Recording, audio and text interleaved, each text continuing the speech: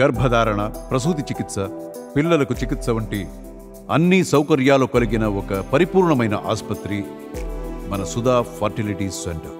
అంటే చంద్రబాబు గారు పెట్టిన తల్లికి వందనం కావచ్చు, ఫ్రీ బస్ కావచ్చు, వీటి మీద కొంతమంది వ్యాఖ్యలు చేస్తున్నారు కదా, తల్లికి వందనం కాదు అమ్మకి మోసం ఇట్లా కానీ వైసీపీ వ్యాఖ్యలు పడలేదు కదా మరి, అంటే హామీలు ఇచ్చి మళ్ళీ అమ్మటే అమలు చేయలేదుగా, అందుకని అంటారులే. అంటే ప్రభుత్వం వచ్చి 3 నెలలు అయినప్పటికీ ఇంతవరకు ఏం హామీలు అనేవి నెరవేర్చలేదని కూడా అంటున్నారు, అది నిజమేనా? నిజమే కదా మరి, అవ్వలేదు కదా. అంటే ఆయన బాధ, ఆయన ఎంతో ఆశగా వచ్చాను నేను, ఏమి లేవు ఖజానా మొత్తం ఖాళీ అంటున్నారు కదా, చేస్తారులే నిదానంగా.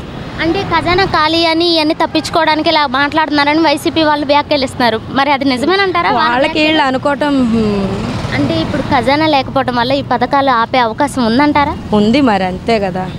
మరి దీనివల్ల ప్రజల్లో వ్యతిరేకత అనేది రాదంటారా? వస్తుంది, ఫస్ట్ ఆయనకి వచ్చింది, తర్వాత ఈయనకే వస్తుంది, ఇక తర్వాత ఇంకో సంవత్సరం పోతే ఎవరు పట్టించుకోరు. అంటే జగన్ గారి కంటే చంద్రబాబు గారు ఎక్కువ హామీలు ఇచ్చారు, స్త్రీలకు ప్రత్యేకంగా అంటే హామీలు అనేవి ప్రత్యేక వాళ్ళకి ప్రాధాన్యత ఇచ్చారు అని అంటున్నారు, మరి వాళ్ళల్లో వ్యతిరేకత అనేది ఏర్పడదంటారా? జగన్ గారికి అట్లాగే వ్యతిరేకత వచ్చిందన్నారు. వీళ్ళకి అంతే కదమ్మా, ఎవరిస్తే వాళ్ళు మాట మాట్లాడేది మాత్రం కరెక్టే కదా.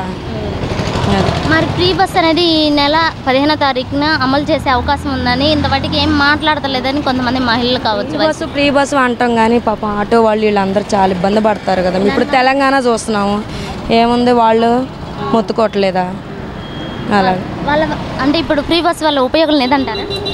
ఎందుకులే అమ్మ, ఇప్పుడు మనం కష్టపడుతున్నాం, మనీ ఇప్పుడు మన కుటుంబం ఉంది, మన ఇంట్లో రూపాయి ఖర్చు లాగే కదా ప్రభుత్వందైనా, ఇది కూడా అంతే.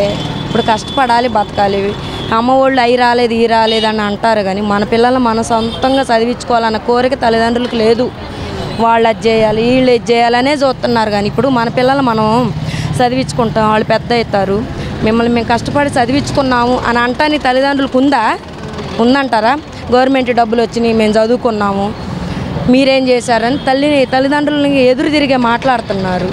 అలాంటిది లేకుండా ఉండదు. కన్నప్పుడు తల్లిదండ్రులు పిల్లల్ని చదివించుకోరా? తల్లికి వందనం రాలేదు, ఫ్రీ బస్సులు రాలేదు అని నిందించే కన్నా మనం కష్టపడతాము.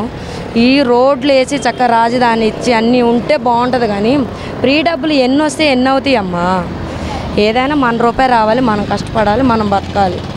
వాళ్ళైనా ఎంతకైనా చెప్తారు. ఇవన్నీ అసలు హామీలు అన్నీ చేయకూడదు, చేశారు కాబట్టి ఇవ్వలేదు కాబట్టి ఎవరైనా అంటారు.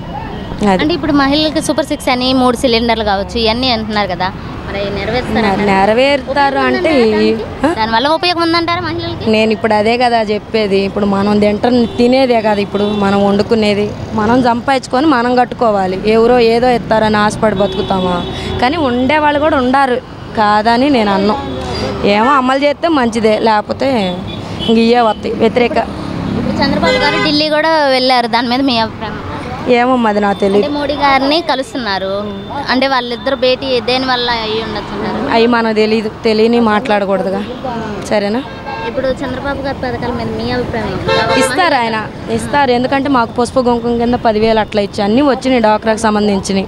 ఇవి కూడా ఇస్తారు, ఖజానా ఖాళీ అంటున్నారు కాబట్టి ఇస్తారు, వెయిట్ చేద్దాం.